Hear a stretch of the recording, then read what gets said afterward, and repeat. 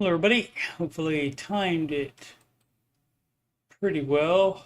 Not as good as I wanted to, but the air conditioner is still going. That should cut off in just a few moments. Hopefully, I timed it. And we do have audio. There we go. There, the air conditioner is off. You're welcome. So, yes, I will sweat for you people.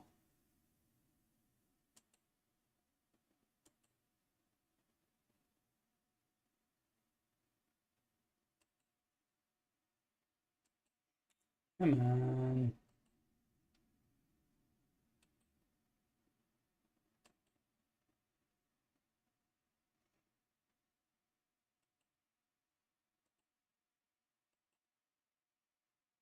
Okay. All right, episode 102 of Answering Your Financial Questions Live. And I, of course, am Coach Steve Money. Do a couple blatant plugs. YouTube.com/Coach Steve Money. If you scroll down, you can see previous streams of this show, Answering Your Financial Questions.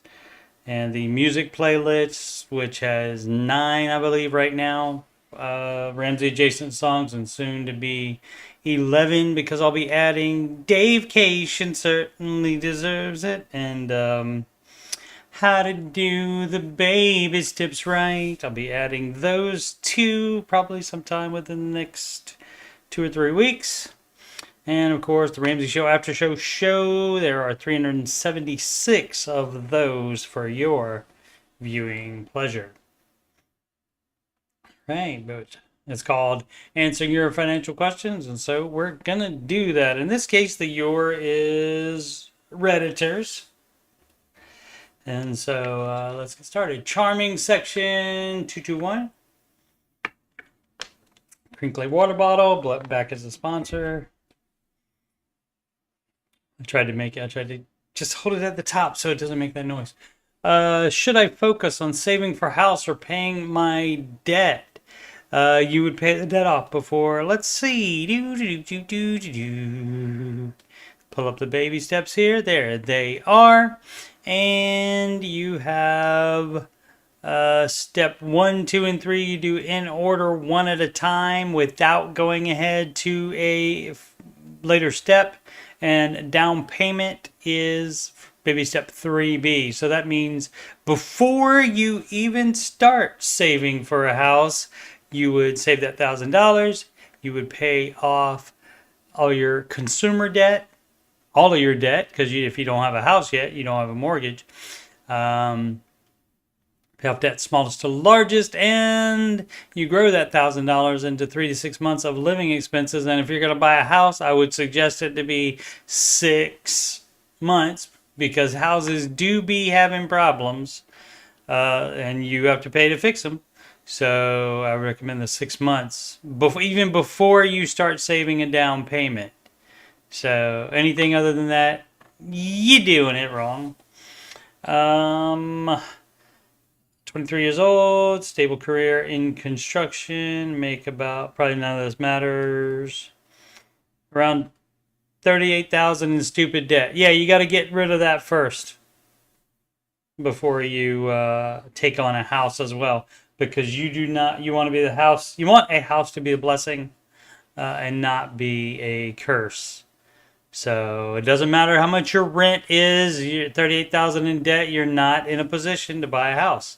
Sorry. Polmeister 308, 401k or Roth IRA at age 50 with a pension. People love their pensions, they aren't that great. They don't make anywhere near what the market makes, and so Dave said pension, the amount that you're contributing to your pension is only worth half of what it would be invested in the market.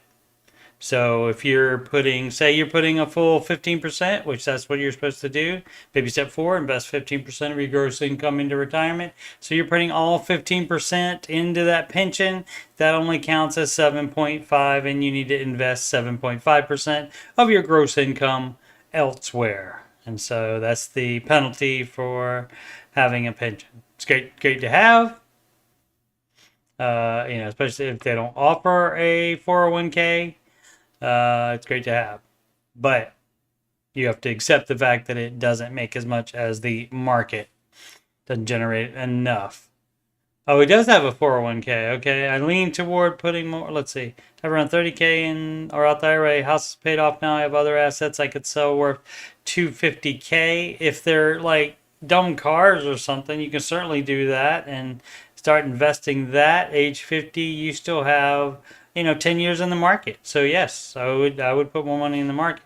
More than 401k to get immediate tax benefit. Well, if you do it in the Roth IRA as much as you can. At age 50, you can do, I believe it's up to $8,000 now a year. And so you could put that in there every single year. And then you don't have to pay taxes on it, on the growth, which the growth is going to be more than the contributions. And so you do not want to pay tax on the growth if you can help it. That's why Roth is second highest priority in the investing list. The first highest priority would be a match because that's 100% return on investment. So that would be first match, then Roth, and then traditional, which is the regular 401k. But my view is that I'm not worried about having enough money in my 70s and 80s. I should be fine, but I could use the tax break now. I know tax rates are unknown in the future. Am I missing something? Yeah, that's not going to be that much tax on that.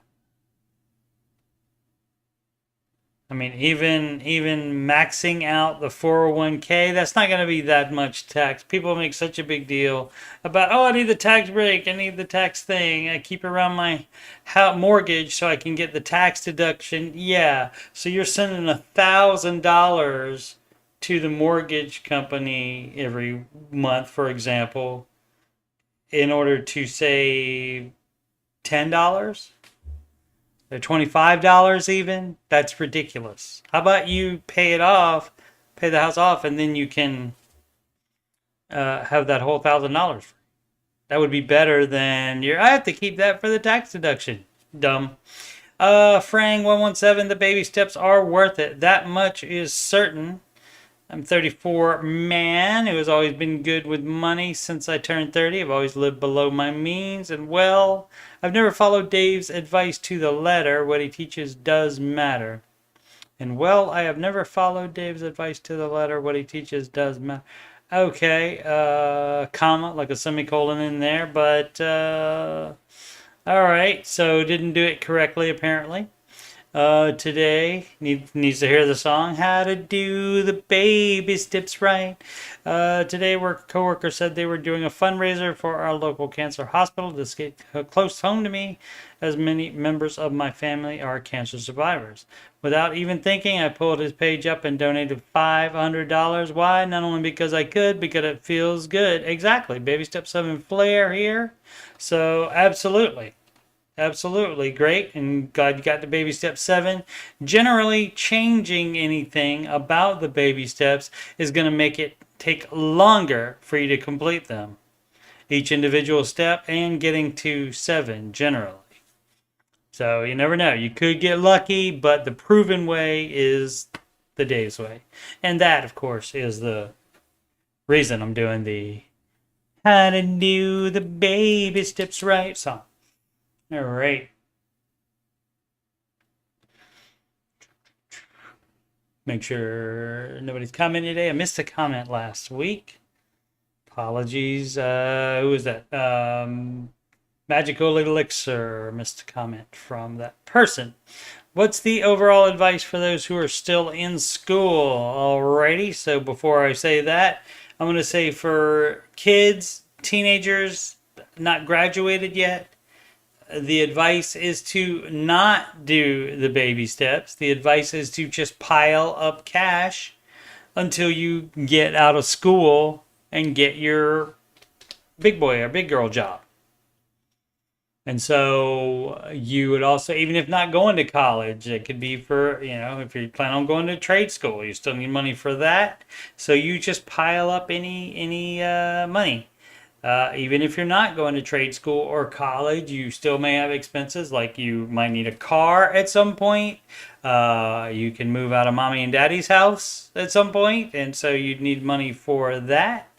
And so it's to until you basically get well past 18.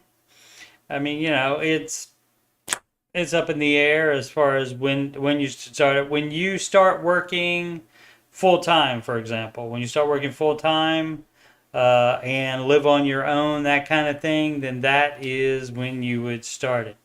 As long as you are, if you have school happening, you wait till you get out of school because you want to ensure that you graduate debt free and that you are debt free when you get your big boy or big girl job. And then you can put all that money towards the baby steps. You can put all your money to work for you because you're not paying off any debt. Let's see. I'm from Italy. Still have 2 years of high school in front of me. Yeah, okay, exactly. So, car would be the first thing to think about.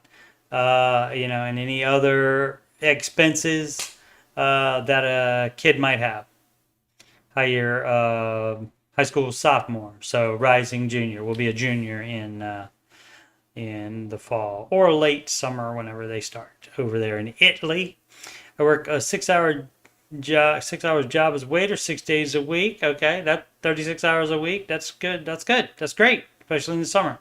Generally with a double shift, doubling it on Saturdays, making around $1,000 a month. Excellent. All in all, it's pretty stable. Given my situation, do you think I should already start with the baby steps?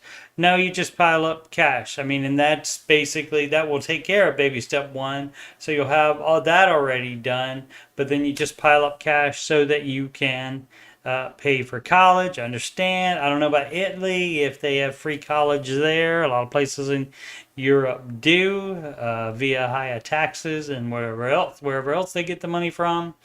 But that would be the situation on that. You would just pile up cash until you graduate college, debt free, / move out of mommy and daddy's house or apartment, whatever it is. I have no expenses, for instance, so I wouldn't know how much to put aside for my emergency fund. LOL. All right, that's why it doesn't matter. You just pile up the cash, just a ton of cash, and then you can have it there to use for whatever you need it. Also, if you do not need, if you're given a car by the parents, for example, if everything is taken care of, if you have full scholarship to college, then you have a big chunk of money. And if you have no debt, you have step 3 done too, perhaps by that time. And then you can start with step 4, and that would be fabulous on 22. At 22, and then you have like 40 years in the market, a little more than 40 years, and so you'll be in great shape that way. I also like to work as an interpreter one day. I was thinking to use the money I've got to improve some languages I already know and learn some new ones to get ahead. I mean, you can do that. That's fine as well. If you want to, take, what is that called? Is that Babbel? Is that the language learning app? I think there's a few of them, but I think Babbel is the. But yeah, that's fine. I mean, that's in learning. That's basically the advice. It's investing in yourself, and so learning different languages, that would be investing in yourself. So that would be approved for you to spend money on. Absolutely. Lady on the move. Should sister pay $6K of car loan? Likely not. Let's see. So any business dealings, you should not have business dealings with family or friends or anybody. It should be between you and the merchant, or like if you're buying a used car from somebody, you and the person that is selling the car, but that's it. Nobody else involved. No family, no friends involved. Posting for my sister. Okay. She's got the sister doesn't want to do do the Reddit maybe.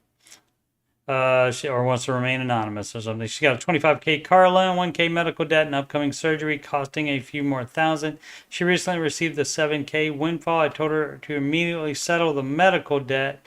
It would have to be in collections probably, otherwise they have no reason to settle.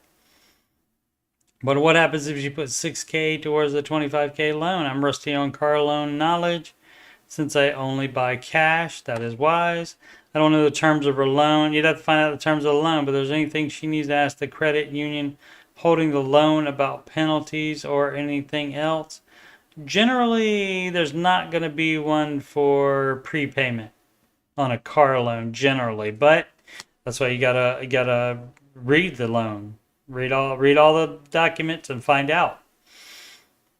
And so asking the credit union holding the loan, they may not even know. I don't know, but you can try to they can at least give you a copy of that documentation. Give your sister it rather than, you can't call up and say, yeah, my sister has a loan there. Send me all that documentation. That's not going to happen. Inherited IRA, Bogarted joint. Okay. Inherited IRA. My 20-something son inherited a 6-figure traditional IRA from his uncle. We were told that he cannot roll it over and he has to deplete it within 10 years starting the year after the uncle died. Okay. All withdrawals are fully taxable. Is this true? And what is the best strategy for withdrawing it? Yeah, because if it's not a Roth IRA, that's the dealio on it. You do not get tax-free withdrawals. And so, yeah, if he has to deplete it in 10 years, so that means you can leave it growing and just take a tenth of it out every year. Approximately. You can do the math on that because it'll grow while some part of it is still investing. But yeah, it'll be taxable. Because it would be also if the uncle lived and was taking it out, that's the dealio, because it's not a Roth IRA. This is why another reason why Roth is advised. Sheridan, logistics of baby step 2, when one loan amount dips below another. Let's say I have a loan A at 1,000 balance and 25-month payment, and loan B at 1,100 balance but 150-month payment. Baby step 2 would have me focusing on loan A. Correct. What happens after 2 months when loan A is at 950? Well, it depends on the amount of interest that is being added to it.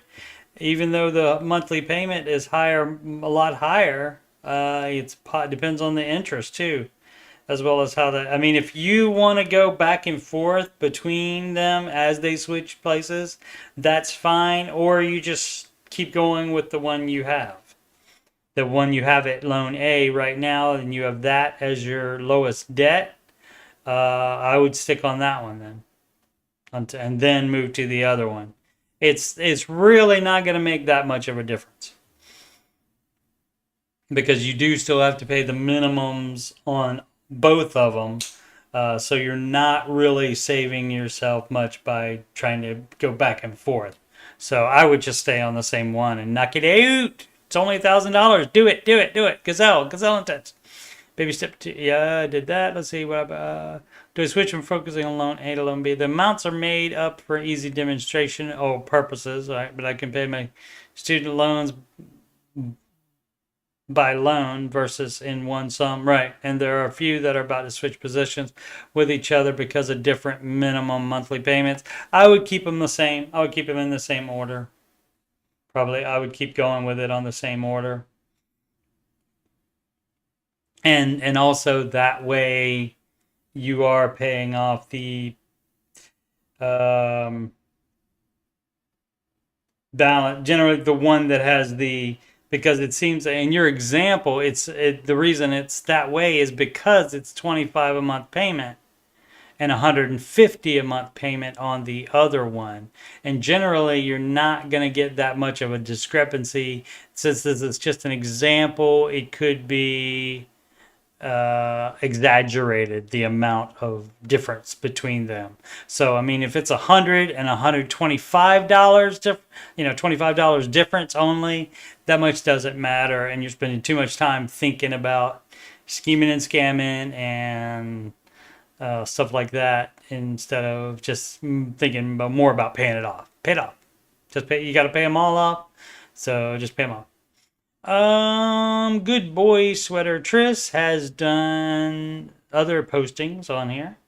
Recognize the name. Another one down, one to go. Another town, one more show. What is that? That is the band Yes with Leave It. And no hashtag dementia. Staving off dementia another day. Not today, dementia. I have officially paid off my smallest debt with my student loans through Ed Financial. As Dave would say, yeah-huh. I don't know that he says yeah-huh. If he has said that, especially over and over, I missed it. Yeah-huh. Okay. I'll have to keep an ear out for that. Here's how my debt snowball is going. 291 approximately paid off in a month while making payments on Barclay. Yep. Okay. And Barclay paid off. Okay. So here's the amounts paid off. 291 approximately. 116.60 paid off. So and continuing and making this post longer. So like he was doing an assignment and had to make it a certain amount of words. He's saying the amount he paid off to, for example, Chase, while also making minimum payments on all the rest of these, and he lists them. Anyway, 1660. Care credit 2350. 3537. Great. Paid off 1035 at Discover so far. 5952 to go, and 12,000 to Wells Fargo to go. All right, let's go Discover. Yeah, definitely stay going. And let's go discover some financial freedom. That's correct. Discover freedom instead of discover card. Cool. But congratulations, making progress. Important next 7591. 22 and considering bankruptcy update. Sorry everyone for being so defensive in the comment section. Admittedly, I do have a spending problem. I haven't had any financial guidance from my parents or brothers. My oldest brother filed for bankruptcy sometime last year. My middle brother just got his car repossessed. You can imagine what my parents' finances are like. So, admittedly, have a spending problem that needs to be addressed immediately. After doing the math, I will be caught up on bills by the end of July. Okay, great. So there's no need for you to, if you're caught up in bills, there's no need for you to consider bankruptcy. Why would you do that? From there, I'll be able to keep up with them as long as I don't do any stupid spending. Right. Not as long as you're not going to. You do not do that. There's no other option. I'm 22 and I think I need to file for bankruptcy. Okay, it must be the original post. I have a mortgage for 112. No, and just explained, going to be caught up by the end of July. So just 1 month and we'll be caught up. And the problem is the spending, not the current debt, more so than the current debt, because the stupid spending is making you stay in stupid debt. And so, cool. All right, Meat Eater. Bought a Tesla Model Y 1 year ago, all cash. Happy to answer any questions or dates you have if you're considering the purchase. I don't have any debt. Great.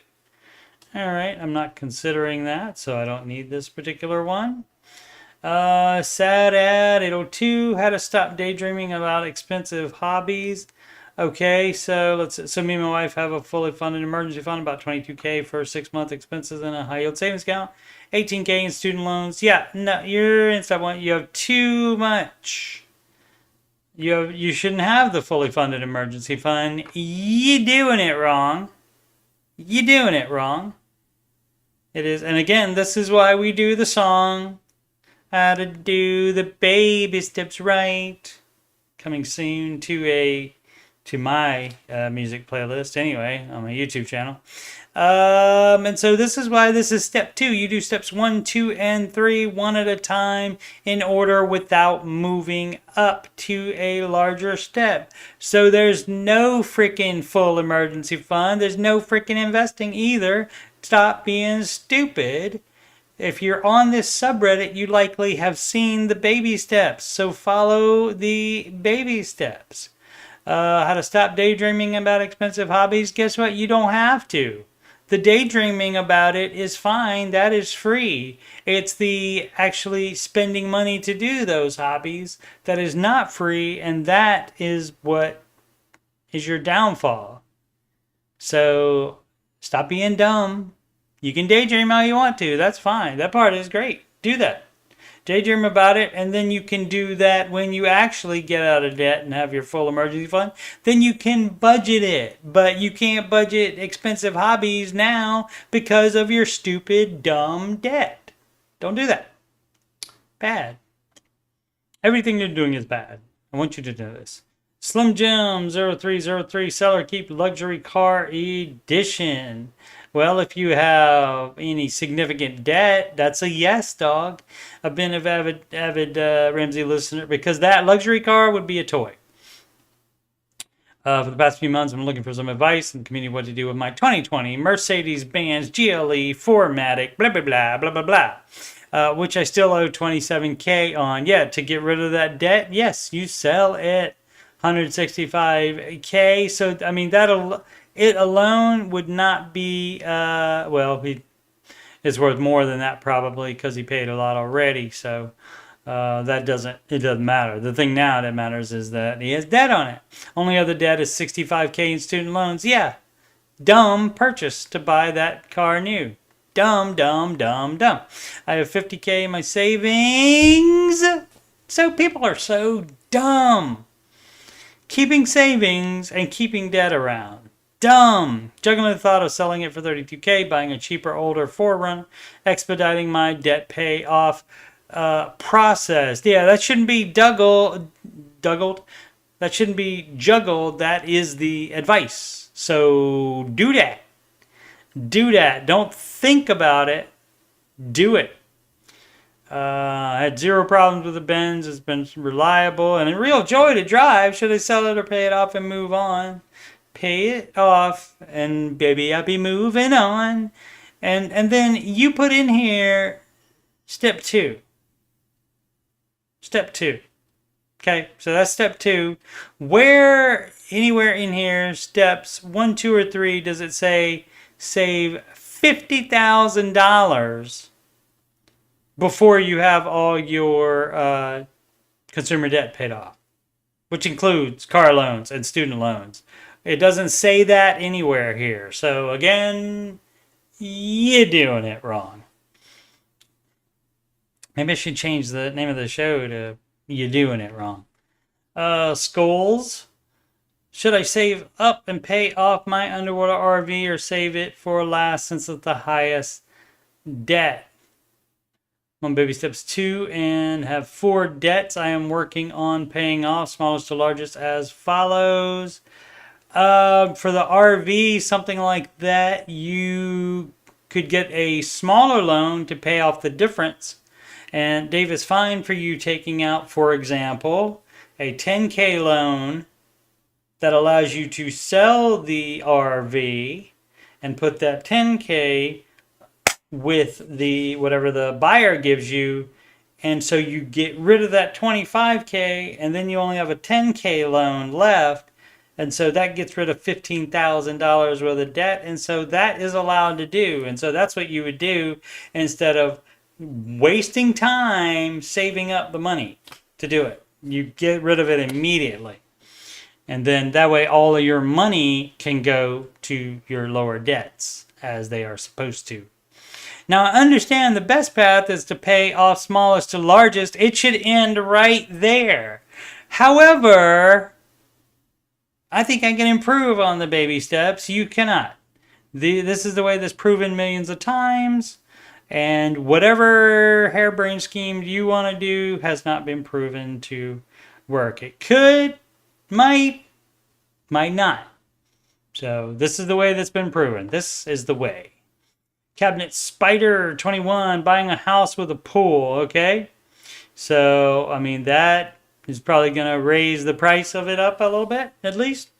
Probably my favorite subreddit when it comes to finances, but anywho, all right? Anywho, and I just put whom there, or it auto-corrected to that. I am eyeing another house which has a pool. Please tell me he has no debt. Please tell me he has no debt. Please tell me he has no debt. I mean, maybe a mortgage, but please tell me he has no debt other than that. A pool was never a must on neither my wife or my list. Whew. So much grammar. It's certainly a plus. My kids love swimming. The price of the house is about 30 grand under my budget. The mortgage is about 500 under my max monthly payment estimated. But my question is that not if you have to get a 30-year loan. It's not. That's too much house if you have to get a 30-year loan in order to be able to afford the payment, or the payment to be comfortable. My question is, any homeowner here who has a pool or had a pool, did you notice a significant increase in your electric bill, insurance, or any other monthly bill? Thanks in advance. I would not know about that. So, okay, on that. And didn't mention other finances, but hopefully just maybe has a mortgage now and wanting to upgrade to one with a pool, and that's fine, again, as long as you stay within the guidelines and are able to continue the investing the 15% and saving for kid college, if that, because that kid likes to swim, they might like to go to college too, and so I'm gonna guess having a pool at your house is not as important as saving for the kids college if you're planning to help them. That's what I'm gonna say on that. Throwaway, and then a bunch of numbers. Throwaway is what the kids do when it's basically one they don't Reddit user ID they don't want traced back to themselves, and it's called a throwaway. And then people started making their username throwaway, and then different numbers after it. So there's so many. Debt versus living arrangements with an unexpected extra 200K income this year.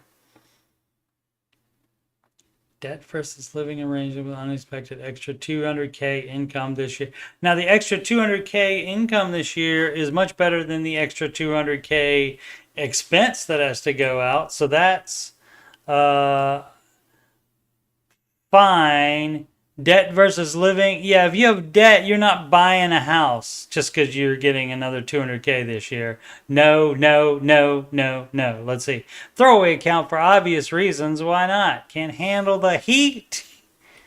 Can't handle the heat, or don't want, unexpected extra 200K. Might not want family or friends that know the Reddit, the normal Reddit username, to know that. It's like, so fine. There is a high likelihood I will be receiving an additional 200K taxable income on top of my salary this year. Okay, so it won't be 200.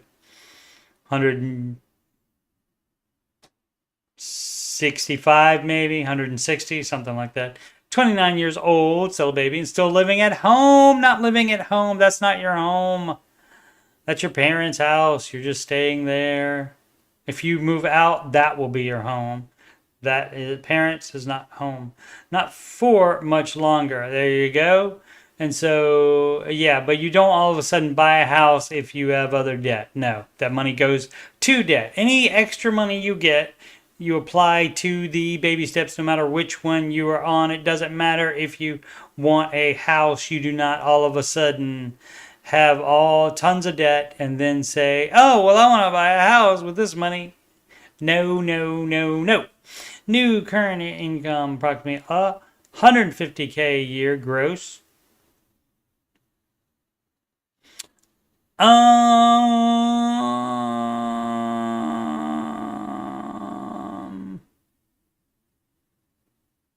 Okay, that says new, but that's not going to be the new amount. The new amount's going to be 200K more, right? So confused about that. Anyway, then we'll continue steadily. Okay, already maxing out my Roth and have about 40K between cash reserves and investment. I'm up, maybe no debt. Could we please have no debt? That'd be great. Take advantage of additional write-downs each year on my taxes. It's called write-offs. My two major fixed expenses each, maybe it's in England or something like that. They always like to have different words for everything. Major fixed expenses each month are student loans. Yeah, and vehicle. Yeah, there's getting rid of your debt first. So trying to buy a house or something. Let's just see if that's what he wants to do. Let's just make sure. I've jumped the gun before and been wrong, so let's just make sure. But I feel like, for me, this person is going to want to buy a house. Let's figure I walk away with an additional 120K net after taxes. Okay, that's less than I was thinking, but all right. My ultimate goal is to take the next step in my life and get my own place. Not against the idea of renting. Good, because that's what you would be doing if you want to follow Mr. Ramsey's advice until you get your I combine dumb and stupid into one word. Your dumb, stupid debt taken care of. Let's see. 3,100 a month in the area, and so that explains. No, not really. That's low income for 3,100 month rent. Is that a house? Plus utilities, because I'll be that 3,100 is a lot, dude. Where you at?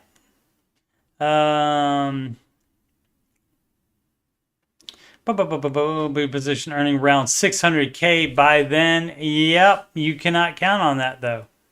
You don't make financial decisions now based on what is a possibility. Later, you wait for that possibility to happen and then you spend the money. You don't spend the money ahead of time. If I were to buy a house right now, that's not the advice. Do not do that. Realistically, I would want a 700K or so property just based on my own taste needs. So no. So, okay, so let's see, additional 120K net. So that's additional. So that would be, what is it now? 150 and then another 120. So that is 270. So 270 and 275, 40. And then 135 on that, so that's 635. I mean, that's pretty close. So by the time you add in the down payment, that could happen, but you don't do that while you have the other debt. Should I use that 120 to erase the student loan and perhaps use the additional 60K to more or less cover 2 years of rent? Keep all the loans because I can afford to pay them as of now and use a full. Yeah, you would not debt leverage to buy a house. You would not do that. To debt leverage to take on more debt. Dumb. This is not income I was anticipating here, so my head is basically free money to me. Well, it's still money, and any extra money gets applied to whatever baby step you're on. It doesn't say, buy. If you feel like it, before you get done with baby step 2, go ahead and start saving for down payment on baby step 4 and buy a house. Baby step 3B, and buy a house. Doesn't say that anywhere on there. And so that's a no from Dave, dog. And myself, of course. Desperate Lie, 9934, big milestone reach. Now, this person will be able to do that. Just has to get rid of the debt first and save up a down payment. That'll take him to where the mortgage payment is manageable. 25% of take-home pay. Desperate Lie, big milestone reach. 41 years old, married with 2 kids. Broke the $1 million mark in my 401k this week. Excellent. I recently found the Ramsey networks, but it more or less followed the baby steps without knowing it, plus some blind luck. buying a house in 2011. I'm still early in my investing, saving, baby step life, and I'll continue to be disciplined and live below my means. I have a dream to save $20 million before I retire. Ask me anything. If you want to know more, you can do it too. Excellent. Unless that is, of course, a desperate lie for attention. Miss Michelle Q8. Tax planning for 2025. Plan to pay them. Got married in April 2023. Have a full-time corporate job and receive a W-2. My husband is self-employed. Also receives W-2 and distributions for tax year 2023. I made $102,000. I owe to the IRS $300, excuse me, not $300,000. My goodness, for $300. Sorry about that. And my husband owed $20K. It hurt. Yeah, I bet. I was contributing to my Roth IRA, but we decided to file married filing separately. Okay, my accountant told me I had to move my contributions out of the Roth IRA due to the filing status. What? No. No. I don't know of anything like that. Let's Google that, shall we? Married filing separately Roth IRA. Married couples filing separately may be limited in their ability to contribute to Roth IRA in 2023. Oh, based on their modified adjusted gross income and whether they live with their spouse during the year. Okay, so even if you file separately, so they're still going to count you guys as having high income. Okay, and so, all right, my apologies. So you may be right. The moving it all out of there. Yeah, that it doesn't say you have to take everything out. You have to liquidate it. It does not say that. It says you can't contribute to it anymore. And so if you did contribute it during the year and you are also going to file separately, then you would have to take the amount of those contributions out, but not the stuff from before. So that part is wrong.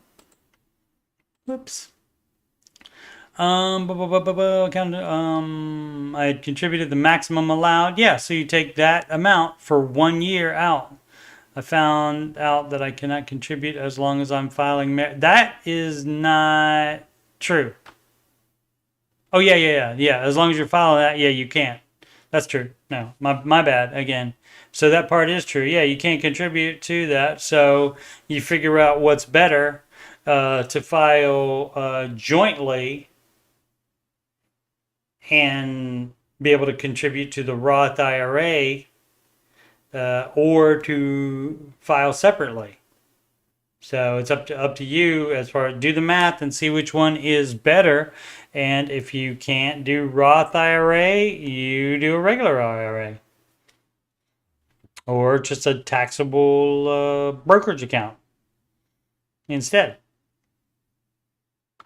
Or more in your 401k if that's an option at work. So yeah, okay. So, but it's not, you don't have to take out everything out of that. That doesn't have anything to do with 2022 and previous contributions. So, okay, learning something. It's fun I like it when I learn something too, because I did not know that. Investigator 8888. Can the Ramsey community please help me plan for home ownership? Well, that would mean you have steps 1, 2, and 3 done completely. And then you will do baby step 3B, forthcoming video on the missing baby steps, baby step 0 and 3B. 3B is where you save the down payment. And so you would have to have these 3 done before you start saving the down payment. And let's see what else they want to know. Answering the question before I read the whole thing. I understand. It's probably not that great to do, but can't help myself. I get excited about it. And most of the time, I'm right. I have been a Ramsey listener watcher for 8 years. Great. Hopefully, if you've been following the advice, then you should be in good shape for home ownership. Early 30s, single, no family yet.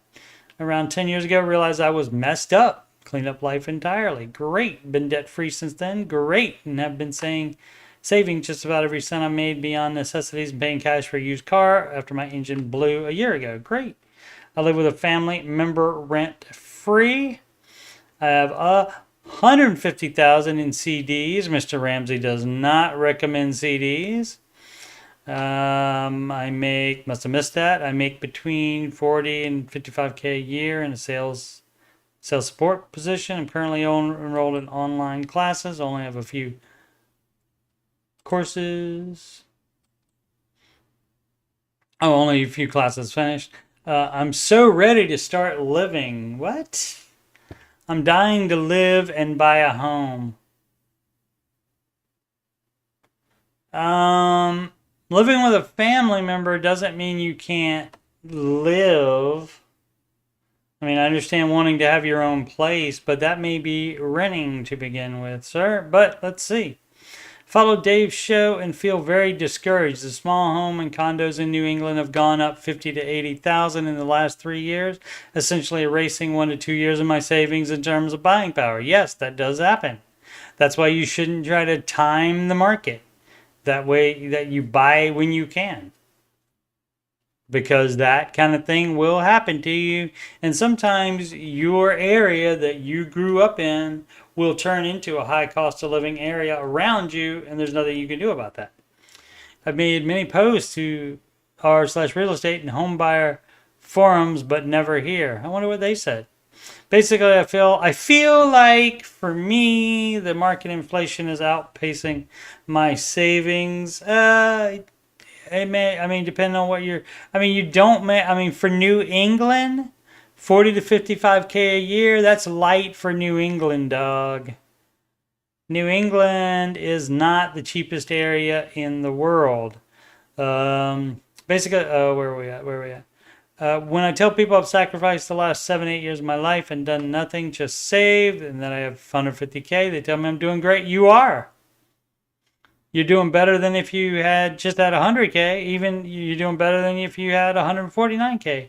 The mortgage calculators tell me I'm screwed. Wah, you can't get a house right now. Big deal. Grow up. Assuming, living with a family member.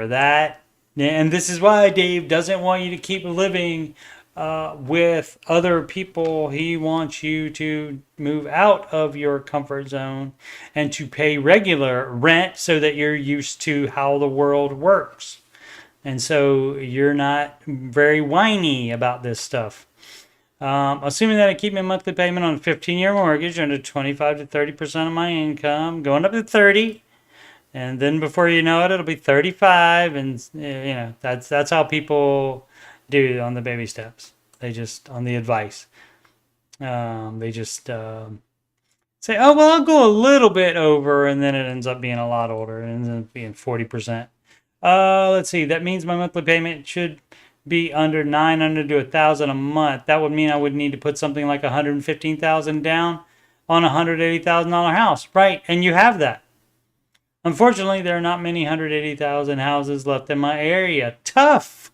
It's too bad. Sorry. It didn't work out for you. That is what we call life. Sorry. You can move to a different area or you can keep saving. Eventually, you will be able to buy a house.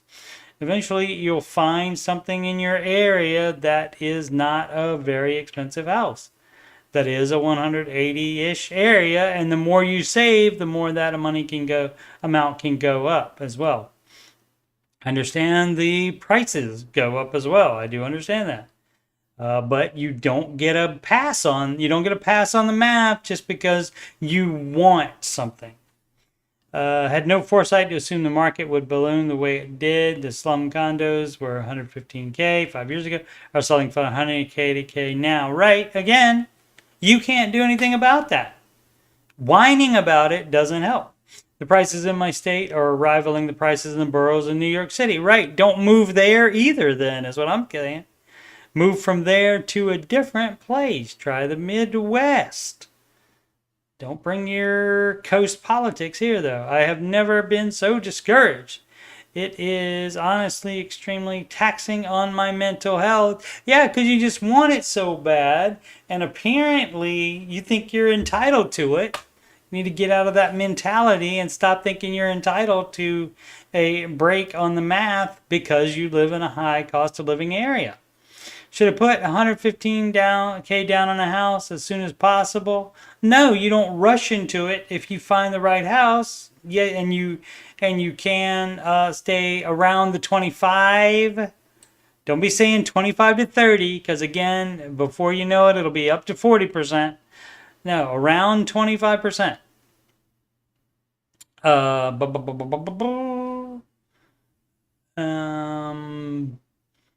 Should save another 2 years and assume once you... Okay, so you don't need to put a time limit on it. You wait until you find a suitable house that you can do that with. Is when you wait. You don't put, I'm going to wait 2 years and then I'll do it. You do not do it like that. You do it when you find a house that is suitable and reasonable price, so that when you put the money down, then you are in the target range. That's all that matters. The high cost of living area thing doesn't matter. The way you get around high cost of living areas is you save up longer for a larger down payment and put that down, and as long as you get the 15-year mortgage under 25% of take-home pay, you are going to be fine with that. And you don't have to worry about all this other stuff that you're worried about. And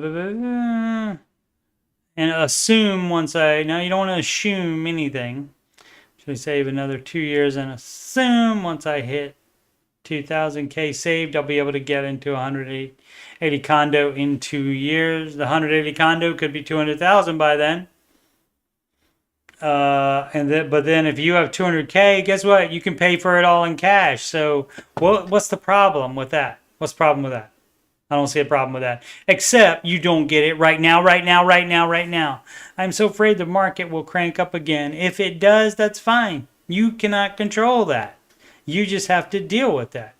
If I had the cash I have today, I could have purchased a condo 3 years, 4 years ago. But you didn't, so it's dumb to think about it like that. That's dumb.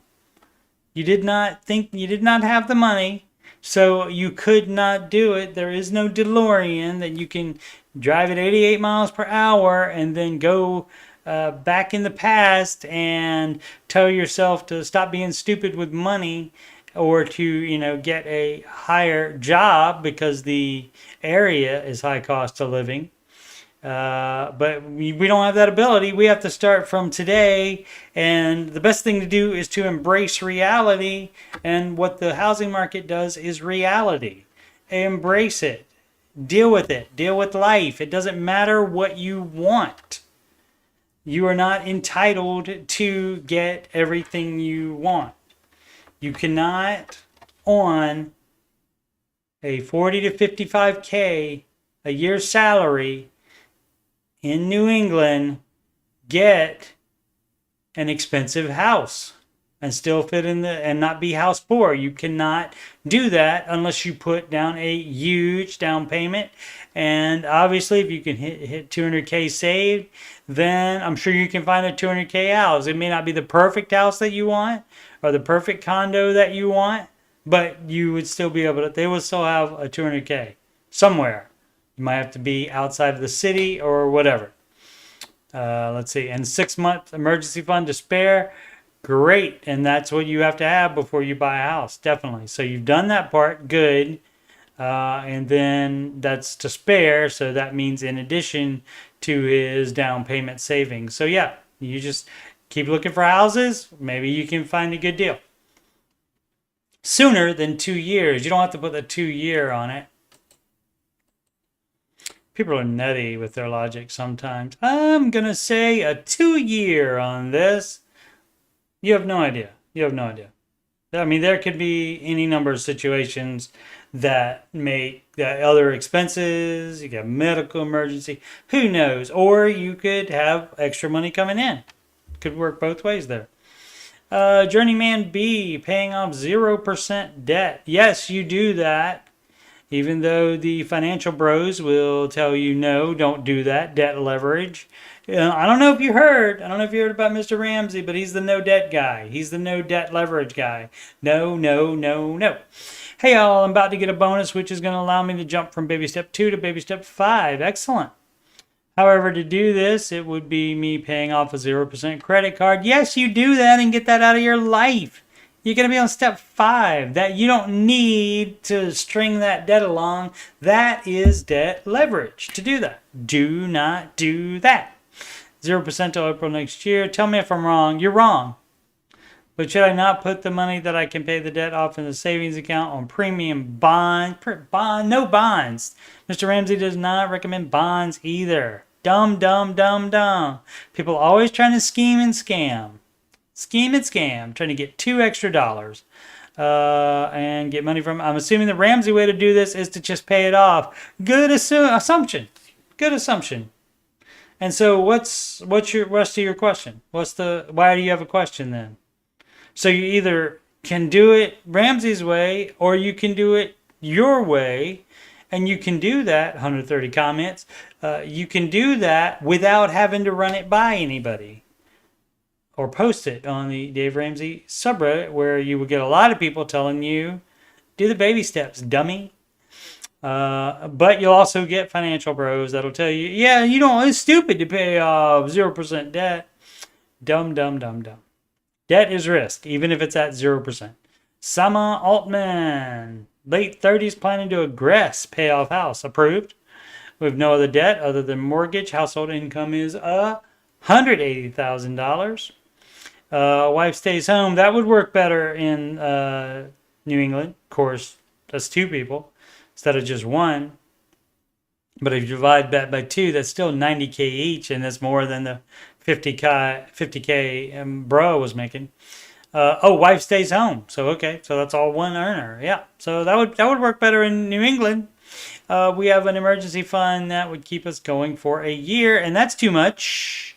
So you would, if you want to aggressively pay off the house, you would take that extra 6 months of expenses and you would put that at the house. And then after that, you're on baby step 7, theoretically. We'll see. You're on baby step 7, theoretically. And then at that point, then you can invest whatever you want. You can save however much money in cash you want. Not advised, because you could be making money on it, but you can save as much money as you got. Let's see. We have $288K left on mortgage. Conservatively, we could pay that off in 5 years, even less if we really buckle down. Why wouldn't I do this? No, you can do it and go even more aggressively than you're talking about now with your keep going for a year. Doesn't say, it says 3 to 6 months, and 1 year is 12 months, and it doesn't say up to 12 months here. It does not say that. Added, I appreciate, even in the original Ramsey version, save 3 to 6 months of expenses in a fully funded emergency fund. Does not say anything about a year.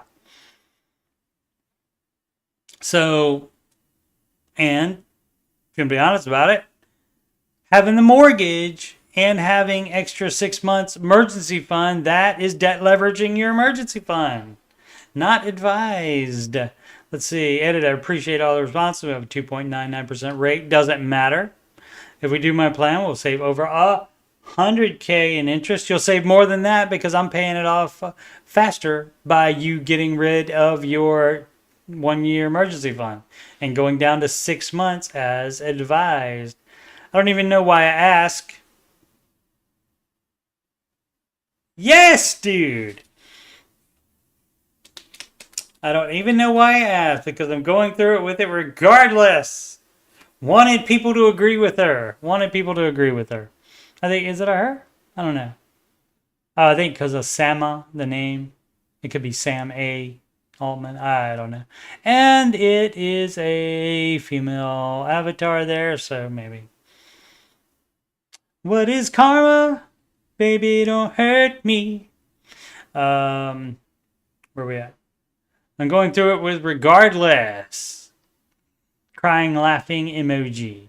Worst case scenario, I've paid off house and end up missing gains in investing. Oh yeah, you wouldn't do that. You would be investing 15% while you're paying off the house quicker. So you're doing it wrong. Have a year in emergency fund when you should only have 6. So let's count the ways we're doing it wrong. So that should be 6 months, not a year. Not a year. Should be investing 15% and then putting anything extra on the house. It's fine. Like your extra 6 months emergency fund, you can apply that there. But I wonder if that was brought up at all in the comments. I'm not looking through 284 comments to find somebody that agrees with me though, because I don't need that. And end up missing gains investing. I know my plan isn't technically the best, but I'm doing it. Good. Okay, that's great. We could have saved all this time and just already been doing it and not trying to run it by anybody. Probably wanted validation. Probably wanted someone to agree with her and said, that's a great idea. And that would be a negative. Because let's do it. Where is that? There we go. Make sure I don't get my hair wet.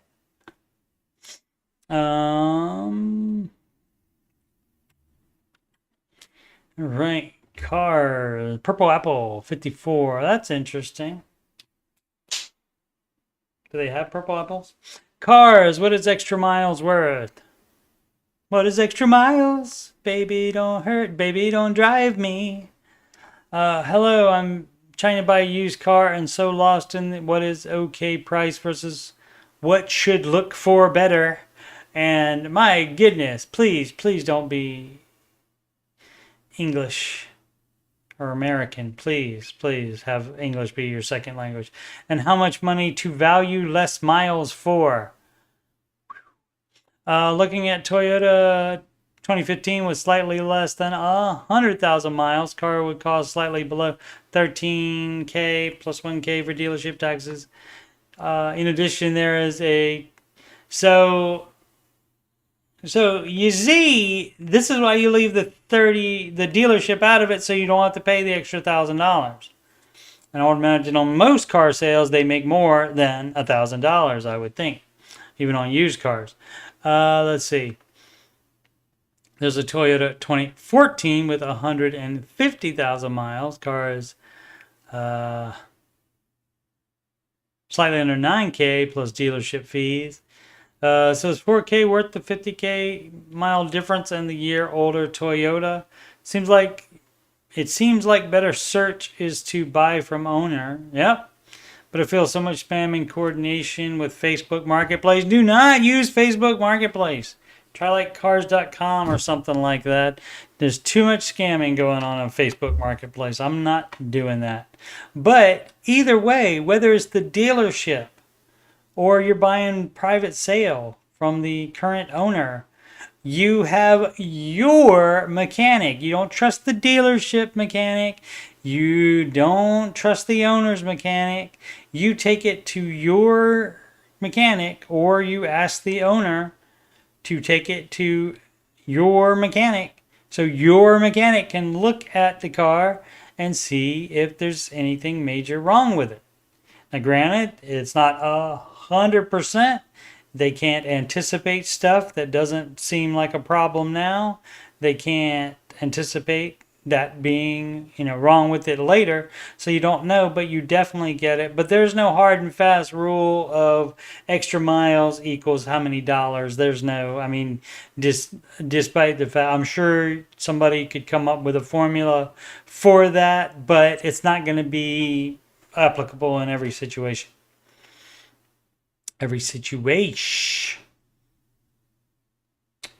Emergency care. Dave is a backup plan. Dave should not be a backup plan. Dave should be the primary and only plan.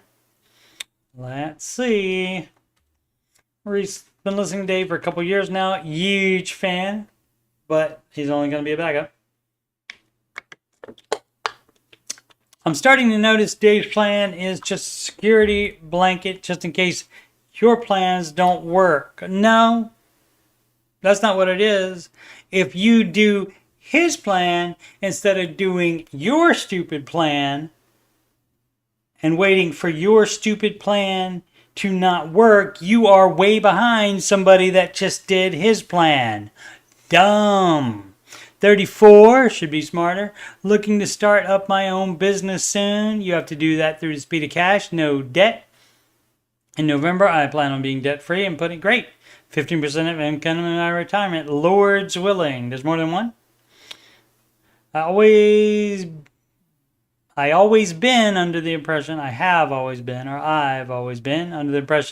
you should do things how Dave did it.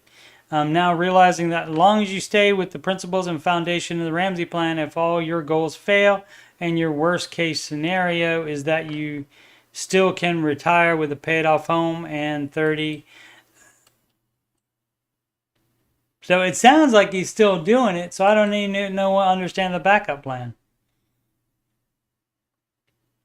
Your worst case scenario is that you can still, if all your goals fail and your worst case scenario is that you can still retire with a paid off home and 300K in retirement with no debt.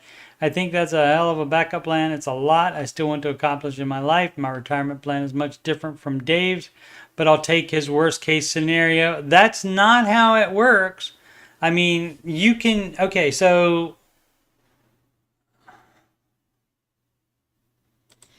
all right, so this is weird, and this is like one of the people that, how are you thinking that? How does your mind work to come up with that? Because I have no idea. It is not logical or anything like that. It's inconceivable to me. But anyway, so guess what? Being debt-free is baby step 2. Okay? If you didn't say anything about emergency funds, so maybe that's how you're doing your own thing, and you're going to start your business with your emergency fund money instead, that would be wrong. But assuming you're also doing the full emergency fund and investing 15%, and this is in November, plan on being debt-free and putting 15% of my income in my retirement. Does it? 122 comments, not looking for those to find out, but just assume the only way you would be not doing the baby steps is if you're skipping step 3. Then you wouldn't be doing the baby steps. If you're doing the baby steps plus starting a business, then you're still doing the baby steps. As long as you're still doing Dave's advice, as long as you're using cash to do the business. If you're going into debt to do the business, you're back in baby step 2. And so you shouldn't be doing. Then you won't be debt-free anymore. But assuming you have the 3 months emergency fund, 3 to 6 months, baby step 3 emergency fund, and you're investing, then you're doing the baby steps. It's not a backup plan. You're doing it now as your plan. You're just adding doing a business to it, which that's fine. On baby step 4, you can budget whatever you want to, and if it's business, building business, that's fine. If you already have a mortgage, though, you should be paying extra off on the mortgage and probably get that done before you start a business. But if you don't have that, if you're just paying rent, that's up to you. But you do not explain how it's a backup plan and not actually what you're doing, because what you're saying here is being debt-free and putting 15%. That is the baby steps, assuming you're not skipping step 3. If you're skipping step 3, then maybe yeah, it's different, and so you're not doing the baby steps. And so, but it's not a backup plan. Not a backup plan. Dumb to think about it like that at all. Dumb. Objective zone. What is paying off your mortgage supposed to feel like? Probably excellent. I mean, my ex-wife and I didn't even make any money. We just broke even when we sold our house, and I felt great about it because we were going to be getting divorced, and so not having that debt happening was fabulous. So your situation may be different, though. Too long, didn't read, paid off my house, and it feels underwhelming. Well, because I mean, you're not seeing the immediate. I mean, you will as the mortgage payments that you don't have to make add up. Perhaps you'll see it. But I explained how it felt to me. I just paid off my house on Thursday. Great. You put an exclamation point there. So people that feel underwhelmed don't put an exclamation point there. I'm 32 and I've been striving on for this for 7 years. Great. Following the baby steps and being aggressive with paying it off. It was nothing huge, but it was 120K back before the housing spike. I've been the odd duck compared to everyone else because of how I follow Dave Ramsey. No, a lot of people follow him differently than the baby steps, differently than the advice. Must be new if you don't know that. I have a lot of responsibility to work and make a lot of good money for all these years. Everyone sees me driving a 2002 Ford Police Interceptor. Interesting. And paying with cash. So what are you doing of how you follow Dave Ramsey? Or did you pay off the house before? If you paid off the house before you paid other debt, then yeah, that would be underwhelming because you're doing it wrong. But let's see. Paying with cash, I'll just strive to become debt free. Great. I've been proud of these decisions I've made and do to become financially free, especially since my job is running businesses and the math is the math. Exactly. I've not been flamboyant about it, but when your boss is driving a 20-year older car than you, it raises questions. Sure. Here comes the rub. I paid off my house on Thursday, and in my head, I had to build this moment up in order for me to remain disciplined enough to achieve it. Oh, okay. So, yeah, I mean, that's in your own head, as we could have thought to begin with, because what's it supposed to feel like? You're going to feel like you feel. And so that's in your own head. And if you imagined fireworks and stuff like that, you would have had to buy the fireworks and set them off when you paid it off. So you would have had to make that happen. It doesn't happen automatically. It's like kids just don't bring them in and start lighting them off, setting them off. Now that it's here, it almost seems underwhelming. Before this happened, I understood this would be a personal achievement and no one would appreciate this as much as me. No, it sounds like I appreciate it more than you do. I just imagine it having more weight. So I'm reaching out today to ask those who have done and achieved this step what it feel like for you. Did it seem underwhelming? Again, for me, no. It was fabulous to be rid of that debt going forward as single income after the divorce. Did you do anything in particular that you feel helped increase the feeling of self-worth? I never have a problem with self-worth, and some people will tell you that's a problem, but I don't think it is. But no, I didn't. No, I just was thankful that it worked out to where there was no debt. Thanks. If you read or saw this, in a way, knowing that you took the time to read this helps. Okay, great. So yeah, I read it. But yeah, it's all of it. You said it right there, in your head. That's where it is. In your head, zombie. Let me stop before it sounds too close to the original for YouTube to not copyright flag me. Because that was so good. Anime Theo, baby steps 4 through 6. How to get baby 6 flare under my name. Oh, how do you change it from 4 to 6 to just 6? You may not be able to. They may be all together because guess what? You're supposed to do them all together. So you may not be able to do this, but the question might let you tag baby step 6 down there. Tag options. Oh, storm mode tag option. Interesting. Baby 1, 2. Baby step 2, storm mode. Okay. Baby step 3. 3B. 4, 5, 6. 4, 2, 6. And baby step 7, but no standalone. Baby 6. 6. How do I get baby step 6? Apparently, if it's not an option, you don't get it. And you just move on with your life. You just live with putting baby step 4 to 6 there. And then if you have a particular question that applies to only baby step 6, or you just want people to know you're on 6, then you can put that just like you did in the comment. Yeah, I wouldn't worry about that, dog. Mutual fund questions. Dalen 13 threat, or excuse me, day in. There's no L there. Day in 13 threat. This is a frequent poster on here. Mutual fund question. Okay. I know Dave recommends 4 types of growth stock: mutual funds, growth and income, aggressive and international for his portfolio. But I don't want to do my own thing. I don't want to do that. I made that up. He didn't say that. My question is, could one achieve the same results with fewer, simpler index funds, such as? It depends on which of those managed funds you, as is the advice, that you picked. So guess what? You can pick what the growth stock. What the growth is, I think growth is mid cap. Growth and income is large cap. I think I may have those mixed up.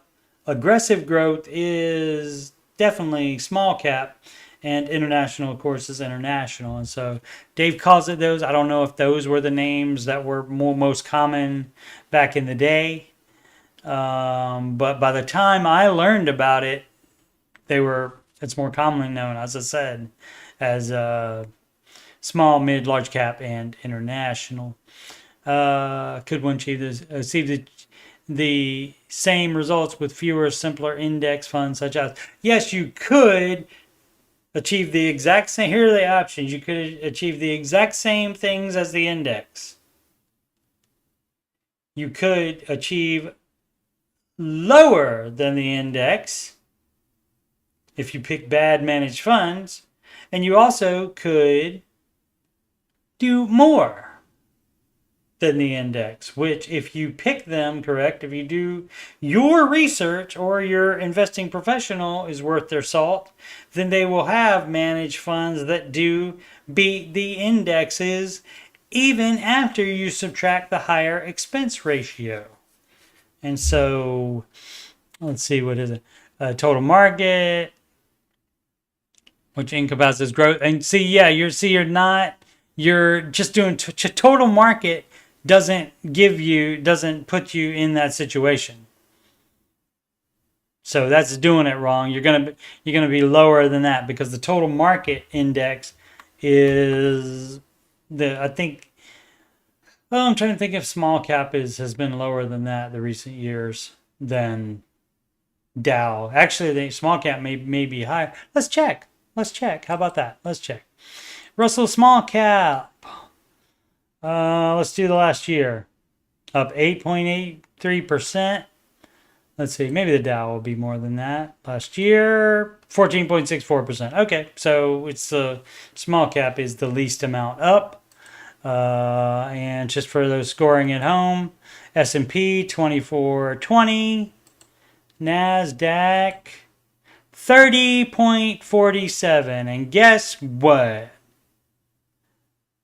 My large cap fund, it was actually, I have multiple large cap funds, and they were all 37 and higher. And guess what? The expense ratio difference was 0.75%. So shut up about the expense ratio. The higher expense ratios on managed fund. Shut up. You're wrong about that. So yeah, so you can do whatever you want to. You can be lazy and just do I get it. If you are like dead set against wanting to pay an advisor to teach you, and you can't learn about it yourself, despite everything about every mutual fund being on the internet, if you took the time, you could understand it. And so I forgot what my point was. That does happen. Hashtag. Oh, I know what it was. I remember. Not today. Hashtag dementia. Not today. Okay, so as you can see, 30.47. S&P 24.20. Let's go 5 years. S&P 5 years, 85.62. NASDAQ 5 years, 121.48%. Max, S&P is still going to have it, but that's since its inception.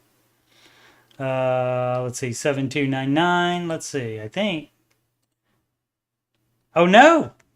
Over the course of its life, over the course of their existences, Nasdaq's still up.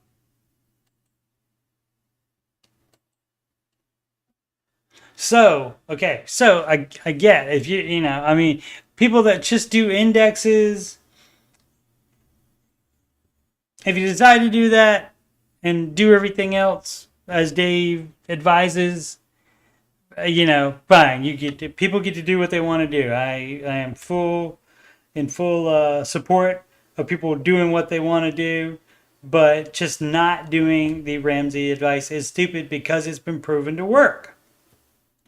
And I know it because I do it myself and I see it working. Saw it working ever since I started. But the people that are doing just the S&P, one of my friends in the Ramsey Show chat says that it's dumb proof. And it is. If you just invest in the S&P 500 and that's it, that is absolutely 100% better than investing in nothing or in anything of the other things that Dave says do not invest in, such as crypto, such as metals, such as commodities, such as bonds. So that is definitely better. Definitely better than any of those. But why wouldn't you at least throw 10% of the amount you're putting in S&P 500 into the NASDAQ? Why would you not do that? Into the NASDAQ index. And that is very easy to find. You don't even have to search for large cap managed funds. You just put 10% in the index and see how much it works. And I mean, people are not going to be giving up their tech. People love their tech. Tech is always going to be king. And so I don't think that I think it's in the last 15 years, I think S&P has won 3 or 4 of them. So overwhelming winner is the NASDAQ. And so why not put a little bit more? Logically, maybe you do 50-50. But if you just want to dip your toe in first, do just 5% or 1%. Put just a little bit in there and compare the percentages.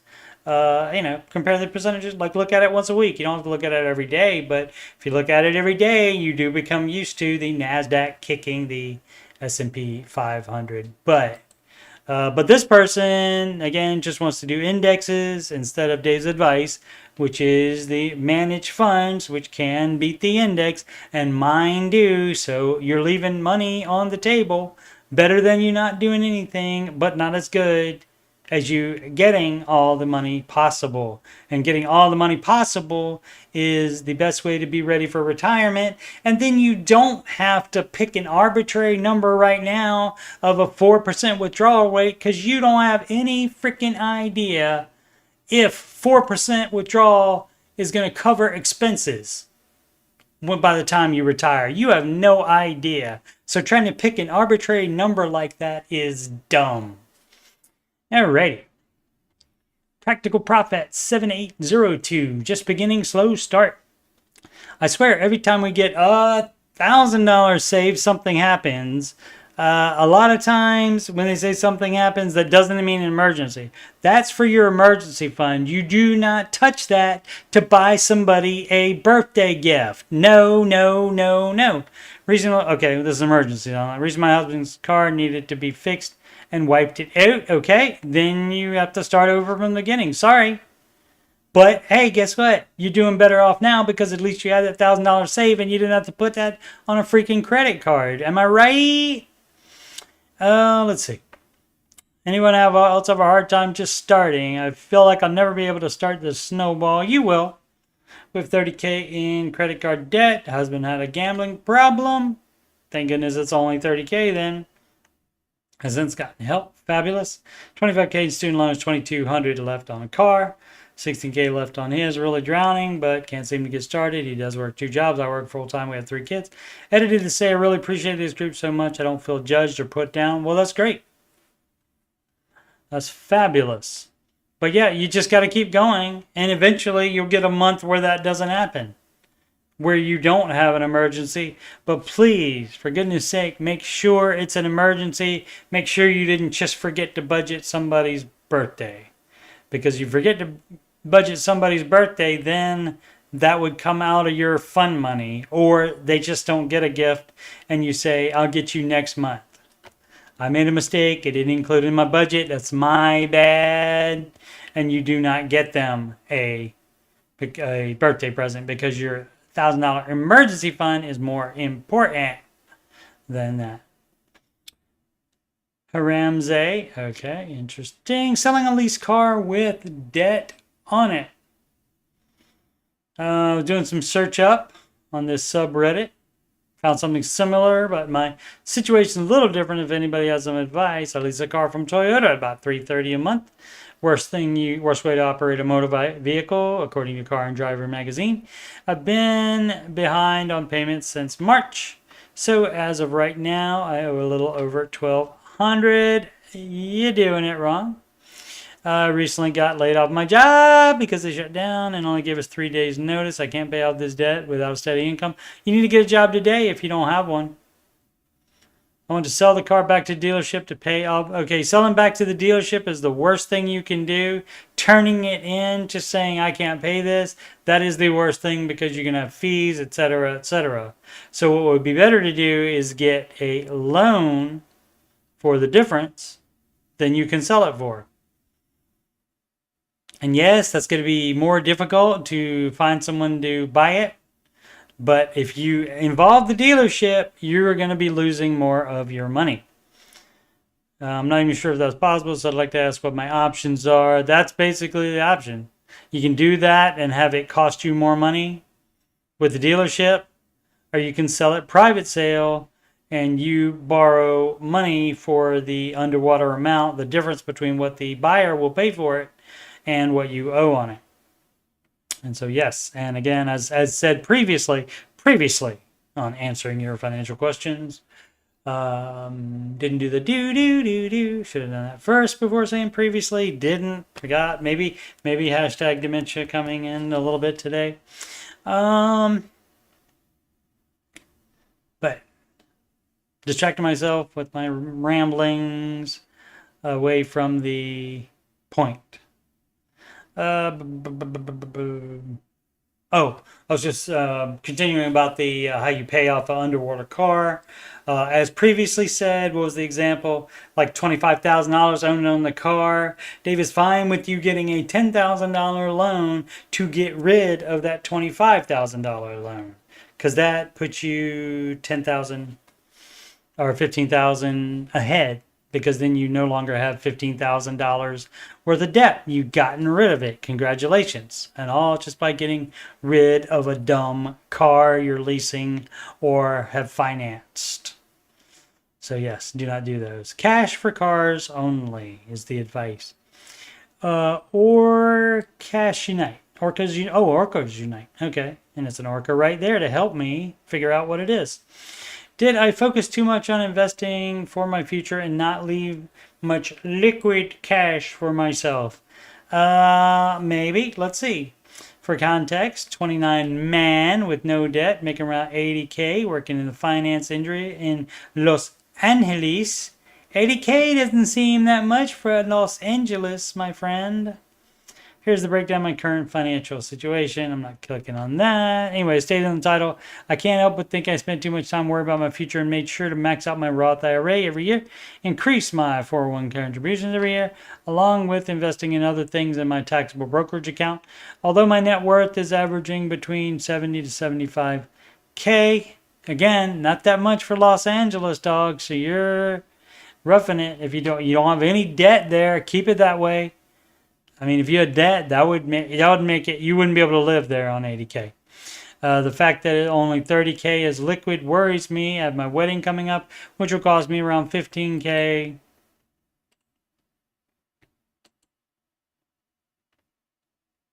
Total. Split between my partner and me. My partner and I is correct. This partner and me is wrong. So $30K total. Before anyone says to cancel the wedding and elope, trust me, I wish I could. You can. However, we already put down a deposit and booked the vendors as well as other related items. You could lose that money and that would just be stupid tax. So you can still do that. Some tells me you won't though, but am I overreaching, or is 15K okay to spend on my wedding? Anybody been in the same shoes? Okay, well this is easily fixed, because guess what? Guess what, my friend? There is zero penalty other than the taxes you owe for the gains on the taxable brokerage account. So you just take money out of that to pay for the wedding and any other cash you want to have around. So, which you should not be investing more than 15% if you have a house. Don't know if that's the case. We'll assume not. So if no mortgage, no kids, you can certainly take out that brokerage account, and then you got to pay taxes on the gains, which you would have to do whenever you take the money out of there. And so, yeah, take the 15K out and put that on there. As far as the wedding and any other expenses you want to do, take the whole thing out and spend it if you want. But as far as liquid cash, you should have your full emergency fund and not much else. You know, sinking funds, new tires, or something like that. But other than that, you wouldn't have any extra liquid cash laying around. And I don't think you're so much worried about extra cash as something like savings, wedding savings, and you don't have because you put all your money in investing. So yeah, you can take that taxable brokerage account down to zero if you want, and the only penalty is the taxes that you have to pay on it. So that's going to take a chunk, because you know what? Government do take a bite, don't you? I should get that, I need to get that clip put into the streaming software so I can do that one as well on such an occasion. So yes, I would say yes, you did. I mean, it's just you didn't have foresight on thinking that. You just wanted to have so much, possibly thinking fire, fixed income, retire early, that kind of thing, maybe. And you didn't think about, oh, I'm going to have expenses now. I might want to get married and we might put a deposit down and think we're locked into it. You're not locked into it. You would just be losing the deposit money, and that would be stupid tax, which that's still an option, but likely not going to happen. What to do? 26-year-old making $240K a year. That would be better for Los Angeles. Only debt is $39K on my truck alone. Dumb. I spend much more on it, but the current value is somewhere between around $60,000 if I were to sell it. Okay. Wife's car is paid off, and we're working towards maxing out our 401ks this year. My question is, should we continue to throw money at this debt the way Dave would encourage? The way he would encourage would not be investing at all while that's not paid off. And especially if you have savings above the $1,000, you would put all that towards that truck. Should we save a down payment on a home? No. You don't do that while you have baby step 2 debt. No, no, no, no, no, no. Currently renting in an apartment. That's fine. Babies can grow up in apartments. They can spend a couple years in apartments till you get yourself in a better financial situation to where you can buy a house without it being a nightmare, having it be a blessing instead. I've considered selling the truck, but it seems crazy when in 2 years I could afford to purchase. What? I could afford to purchase the same truck in cash, but have lost a significant amount of money in the sale. Yeah, and so you don't have to do that. But guess what? I mean, either way, whether you sell it or not, no house. You have to have full emergency fund before you even start saving the down payment. So, in $240 a year, maybe you live in a high cost of living area, and that might have to be a lot of down payment for that. Glass broccoli, $244. Best way to organize accounts cash flow. That's going to be different among different people. I'm looking to optimize the way cash flows from getting paid to paying expenses to savings, investing. I mean, it's not as difficult, at least not for me. Can the hive mind please share what you do that works well and which banks offer a way to collect interest on idle cash? Some banks have interest on checking. It's not that much, but some banks do have that. You can also do, money market. Currently, the bank does not. The bank money market is not going to make as much as a money market in a brokerage. You should do high yield savings account, but that can't be your emergency fund. You have to have immediate access to the emergency fund because emergencies do not wait for a 1 to 3 day transfer. Here, that Fidelity has cash management account that pays at least 2% on idle cash. Only issue is Fidelity doesn't have many physical branches. Yeah, so I mean that's going to be the problem, that you're going to be limited by wanting to have a physical building to walk into and take out your money whenever you want it. And so you're going to be limited on the interest that you can make that way rather than doing it just online and have it be in a brokerage such as Fidelity. But again, that doesn't even have to be a cash management account. It could be a high yield savings account as long as you have immediate access to it if it is your emergency fund. If it's not your emergency fund, then it's up to you. If 1 to 3 days is fine for you, if it's not your emergency fund, that is fine as well. Let's see what the current structure is.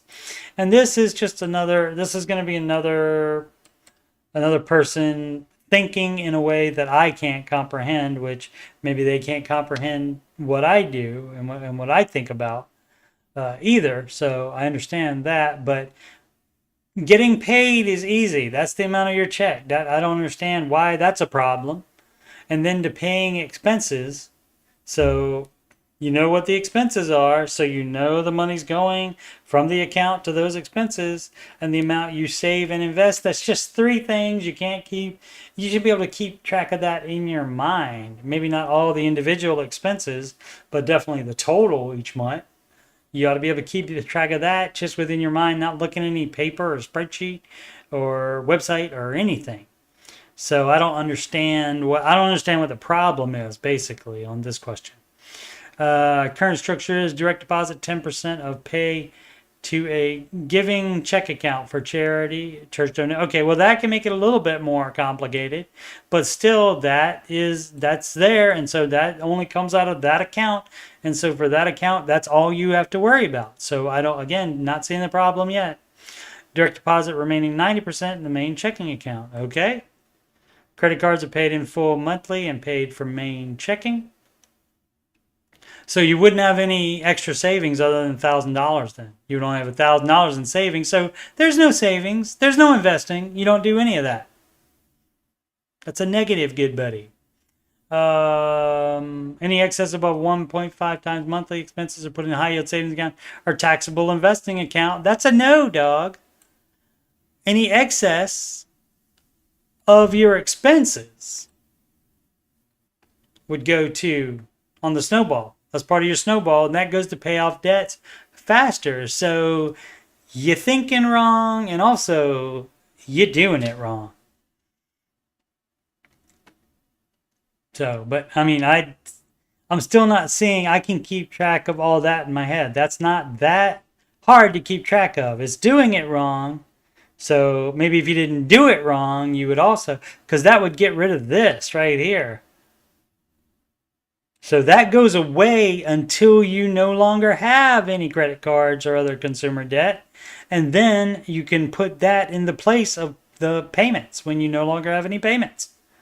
So, and then that would only be 3 things again to keep track of. So again, I'm not clear on what the problem is. Only 2 comments. I guess other people didn't see the problem either. It would be great to actually talk to that person, to talk to them. Even if for a minute to say what is going on here? What is the actual problem? Because I'm not seeing it. And maybe it's just that they can't. Their brain, the way their brain works, they can't keep track of 3 different sets of money. They can't keep track of, okay, this is the pay, 10%'s going here, 90%'s going here, and credit card payment from the excess But then anything over a certain amount, that one you shouldn't have, so that would make your life easier to do the baby steps as written. Practical profit. Tell me your success story. Looking for motivation.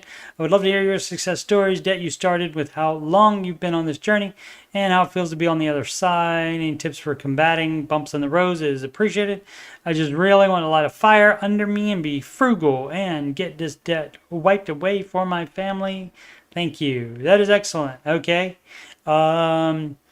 Debt we started with when we decided, ex-wife and I decided to pay off the debt. We had $72,000, and that took 3 years to do. Which was great again because by the end of it, when we were selling the house, we already knew we were going to get divorced. So that was, and that put, as bad as you feel for that, for feeling like you failed as a man and a human being because you couldn't keep your marriage together. Beyond that, but there was no having to worry about having to split up debt.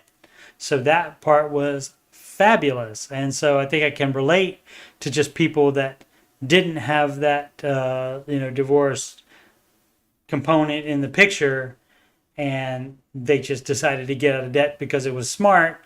And then once you get out of debt, that's fabulous. And that is the financial peace, which is another song that's in that playlist. That's what gives financial peace. That's what gives financial peace. And that's from, what is that? One Direction's That's What Makes You Beautiful song. And so that's in the music playlist as well. On youtube.com/coachstevemoney. Whenever there will be an opportunity for a plug based on a question, I'll be right there with it. And singing. Enjoy singing. Much more singing on the Ramsey Show After Show, and the next one of those is July 4th, approximately 6 p.m. when the replay for that day ends. The replay, because they do not work on July 4th. And it'll be a long weekend for Mr. Ramsey because he doesn't work Fridays, and so he'll be off July 5th. Possibly a replay as well. On Friday, if they want to give everybody the long weekend after having Thursday off for July 4th. So we'll see. So, but the Thursday is the next after show, Ramsey Show After Show, and there will be another one somewhere like, I'm not sure the date 100% yet, like in the July 19th, something like that. But I'll put that up in the my next streams when I stream tomorrow if I find out, or next weekend on the next Thursday. This coming Thursday is July 4th, so I may know by then, and I will have it in the ticker at the bottom of the screen, which I believe is about right there. At the bottom, about right there. Anyway, Upbeat Ant 6126, pay off mortgage sooner or continue for my masters? That's a good question. So sometimes, and people do this, sometimes people pay a bunch for a master's degree and they end up not making any more money from that. That does happen. I have enough saved to pay my master's program entirely. Do I go get my master's or pay off my loan sooner with that lump sum of $20K, or for what I'd pay my master's? That means you would have debt. Is that debt already? So you would pay off that. If it's debt already, you would pay that off. If it's not debt already and you would just cash flow it another way, then you could probably pay off the house. But again, if it's debt already, you would pay that off first. How about 24K left on the mortgage? Mortgage rate is 6.4. Okay, so a fairly new house then, or they got it a long time ago when rates were that high. Boom. Yeah, so it depends if it's debt or not. If it's debt, then you would pay that. That's step 2. Paying off mortgage early, step 6. Some people, I don't know. I don't know. I guess it's the same people that think you do all the baby steps all at the same time. Maybe. I don't know, but I don't know why you would think baby step 2 would supersede. I mean, baby step 6 would supersede baby step 2 when that's number 2 and number 6 is way down here. Look at all the space in between them. But people, and also it depends on what people want to do as how they read these baby steps. Oh yeah, that affects it. Tommy Tom Tom 901. 0% car loan. What would Ramsey say if I had a 0% finance vehicle that I will own outright for about 12K remaining? It's my own business vehicle and I have no other monthly expenses besides insurance, cell phone, etc. And self-sufficient on my personal side and own another vehicle, 2008 Toyota. She'll never die. What's the play? You pay off debt. Even if it's a business, you do not get out loans for business. You financed it. And the fact that it has 0% interest doesn't matter one flip. Guess what? You have a finance vehicle, you're on baby step 2. That's what you prioritize, and that's what you do. So you pay it off. So again, I don't know what the understanding problem is, except people want to do it their own way, so they don't want to understand. But it seems fairly easy to me. Granted, I'm very, Ramsey Solutions certified financial coach. And of course, even if I weren't that, just from watching the show every day, you could almost, with the exception of a couple of things, you could almost just immediately be a financial coach. Let's see. According Divide 3444. I love Jade, okay? People do. Jade. No, she's great. I love the sass. Guys, I just haven't seen people speak on her recently, but she is just so good. She's firm, direct, and has her own personality. I'm not just parroting Dave or being non-confrontation. Just want to use this as a Jade appreciation post. Okay, great. Well, I don't think you have anything to worry about. She's there. That means Dave likes her, and so probably going to stay there. So great. Okay, day and 13 threat. As I said, frequent post here. I understand Dave's 8% withdrawal rate is too high, but as I've explained before, saying a number like 4% is dumb because you don't know if that's going to be enough. That is so freaking dumb. People want it to be lower so they can do like fixed income, retire early and stuff like that. But that may not be enough for you to retire early on, Bubba. Let's see. Oh, I thought this was going to be more. Even though the goal, I thought it was going to be longer. I thought I saw dots underneath there. Maybe I got confused by these dots. Even though the goal is to live off the returns on the principal balance, right? And not touch the principal during retirement. Does it really matter whether or not you burn through your nest egg at that point? I mean, you can't take it with you, I think the person meant. The only other use would be to leave it to your family, right? Which is the idea. That's the best case scenario. But guess what? Even 8% might not be enough to cover you.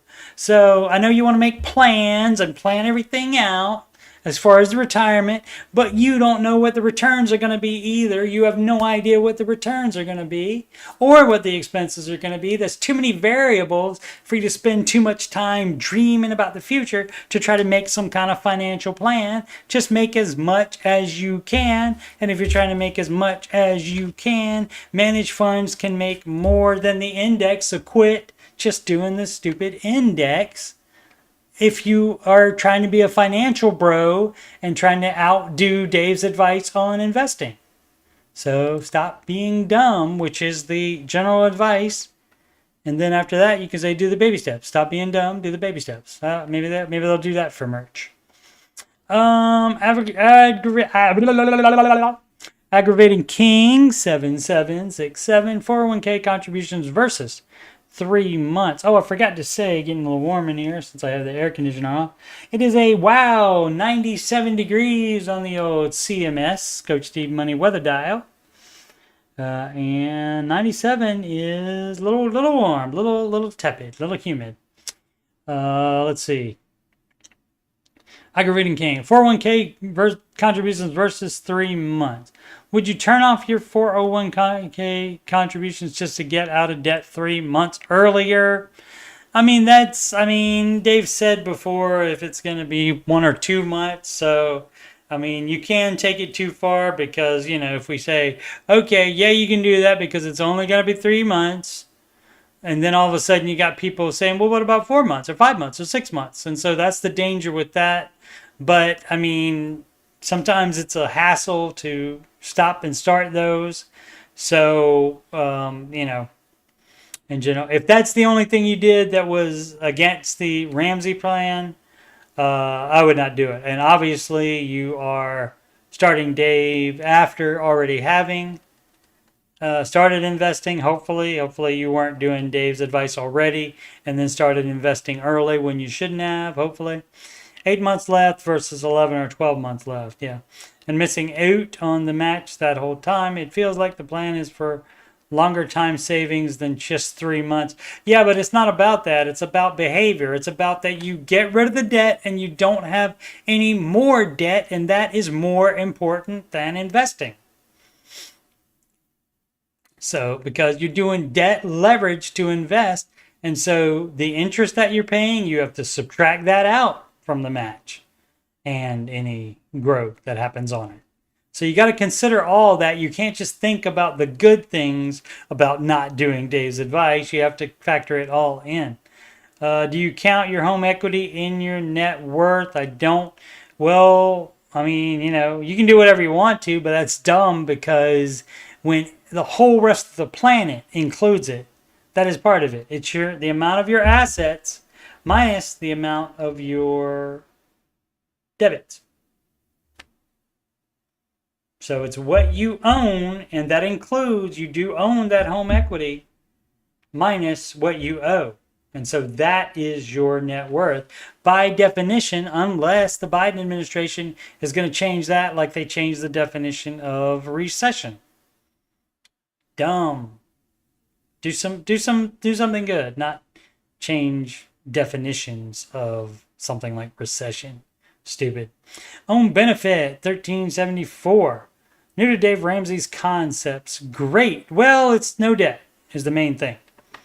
That's just a little Reader's Digest condensed version is no debt, dummy.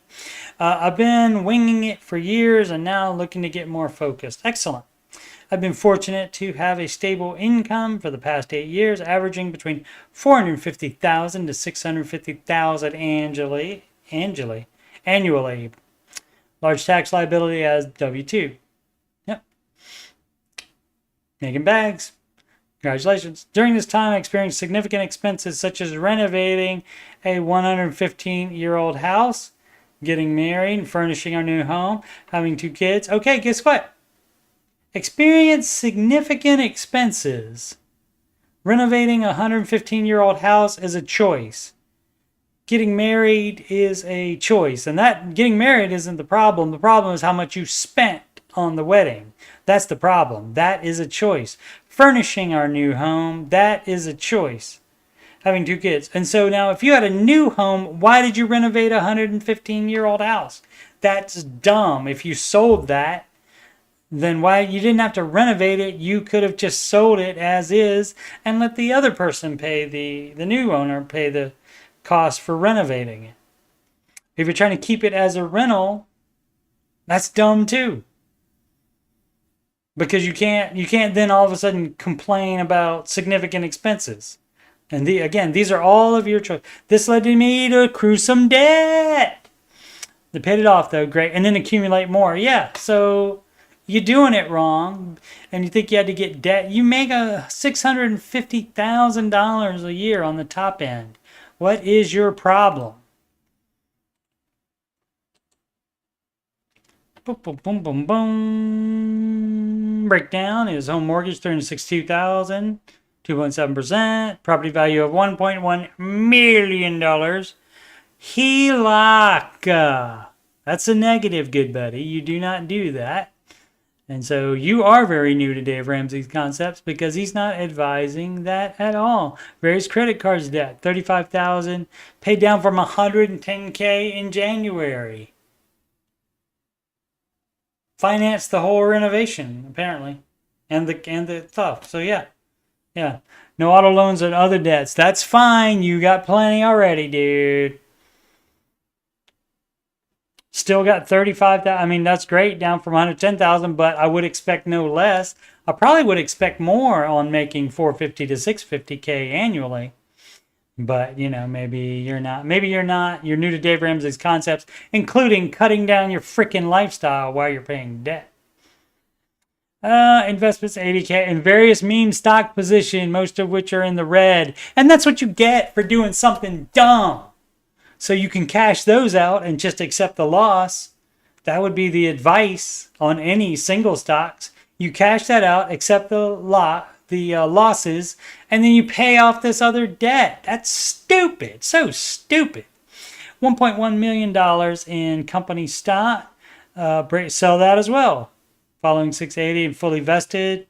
Non-qualified stock options. If you can sell any of that, sometimes restricted stock units, you wouldn't be able to. And long and short positions, dumb. Don't do any of that stuff. You don't do single stocks. It doesn't matter if you get it on sale. I mean, you know, it depends on the company. Like, I mean, if you could argue that if it's Apple, fine. If it's Nvidia, fine. But in general, just XYZ company stock doesn't mean crap, and it's not diversified enough for you to have this much in there. So that's a no for that. So you could sell those if you can sell those as well. $50,000, as long as you have debt, you're supposed to have $1,000 emergency fund. So you can get that as well. Lead a modest lifestyle with one car for our family. 4 that's fully paid off. I'm frugal. We don't take any vacations. Able to leverage my success at work. Company funded reward trips in place of vacation. Okay. Wife is able to stay home with the kids. Fully funded at $529 each year. Again, doing that. That, my friend, is step 5. And you don't do that before. He says he's new. So I'll explain to him and anybody else that doesn't know. Steps 1, 2, and 3, you do in order, one at a time. That means you do step 1 first. You do not even think about the other baby steps. You're so concentrated on getting the $1,000. Step 2, you pay off all debts from smallest to largest using debt snowball method, which is smallest to largest. And so you're only paying off debt. You do not save extra money. You do not invest. You do not save for kid college. You do not pay extra on the house. You just pay off your freaking consumer debt in step 2. Step 3 is your full emergency fund. You do not invest. You do not save for kid college. You do not put extra on the mortgage. You just do step 3. Now, once you get to step 4, Step 4, 5, and 6 are all done at the same time after 1, 2, and 3 are completed. So you would be putting 15%, and you don't do more than 15% so that you can address steps 5 and 6. And so, for example, not putting extra on the mortgage to invest more is debt leverage. You're keeping your debt on the mortgage so you can invest more. And that is not advised. That is debt leverage. Let's see. I keep chasing my tail with the debt. When I calculated interest pay, you shouldn't be chasing your tail. It should be going down repeatedly unless you're using the card still. Cut them up. No more debt. And if you want to talk about baby steps in order, baby step 0, again, forthcoming video on missing baby steps. I will put that out one day.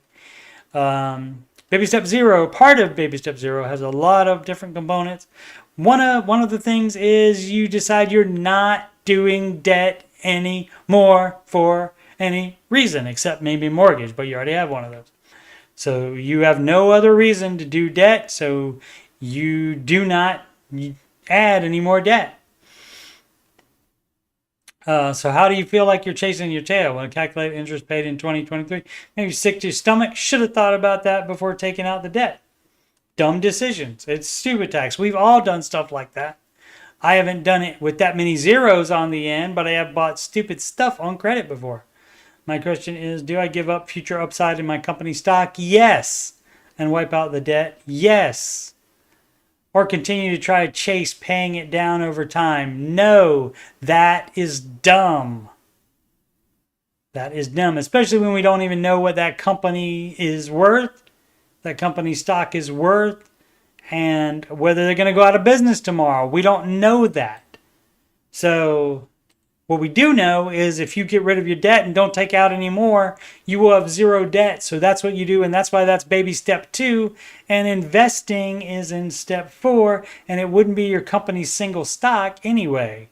The advice on that is if you get company stock for free or reduced price or whatever that, if it's like really, really reduced, you would buy that, and then as soon as you can, you would sell it and make the immediate money and put that money into the market, the entire market, meaning mutual funds, which are a bunch of different stocks, not just one company.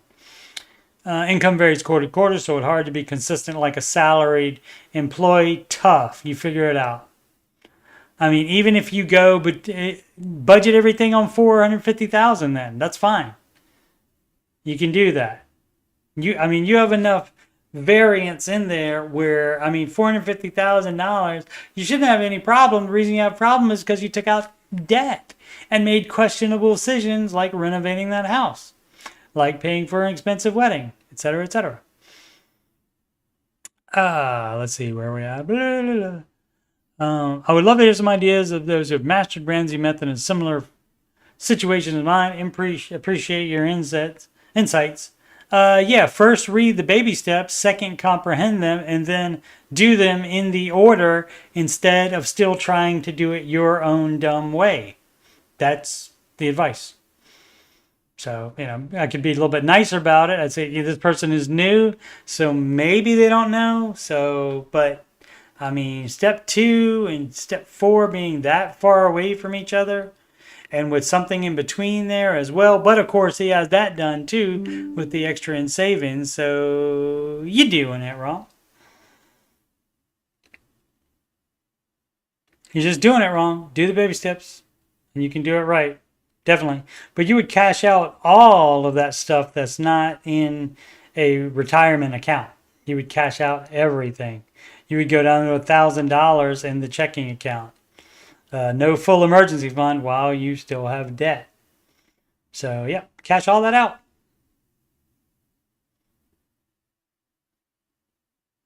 So, I don't know what that, like $680,000 fully vested. That alone would take out the debt if you sold not even all of that. So, sell enough to get out of debt. And then if you do that, then you can leave the $50,000 checking as your emergency fund, and keep going from there, and then you'd be fine. But trying to do everything all at the same time, and the dumbest thing, definitely, no matter what you do, get your $80,000 out of the meme stock positions before that dumb crap goes down anymore. Dumb. Definitely get that out of there. I would do that first. And then I would sell the company stock just to make sure that's done, even though just doing the company stock will let you pay off all of your debt. Keeping that in order to stay in debt, that again is debt leverage and not what Mr. Ramsey advises. That is a Dave Ramsey concept that you're new to, is no debt, no debt leverage. No, no, no. All right, that's 2 hours. Much appreciated watching. Let's see, I figured out I can do this. I can stop that and start that again. You can schedule a free financial coaching consultation with me. Calendly.com/coachstevemoney. I'm a Ramsey Solutions certified financial coach. That is a video conferencing appointment. You can email me about coaching or anything else on my YouTube channel, coachstevemoney@gmail.com. Donation can go to PayPal.me/coachstevemoney. Alternatively to Cash App, $CoachSteveMoney, or Walmart gift card to coachstevemoney@gmail.com. Upcoming streams, as I've told you, this show, I'll be back here tomorrow, 4 p.m. Eastern Time. answering your financial questions Saturdays and Sundays, 4 p.m. Eastern Time. And of course, the Ramsey Show, after show. The only one I know for sure that's coming up right now is Thursday, July 4th. And that's approximately 6 p.m. Eastern, right after the Ramsey Show video replay ends, because they're off. And they may be off Friday as well. Don't know. Maybe a replay there or not, but I'm not off, so there will be no after show that day. But there will be in the July team, something like 16th or 19th, maybe. Something like that. I will be doing another after show. Alrighty.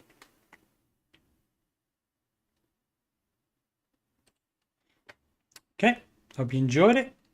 Thank you so much for subscribing, liking, and commenting. And make smart financial decisions every day. That means no debt leverage.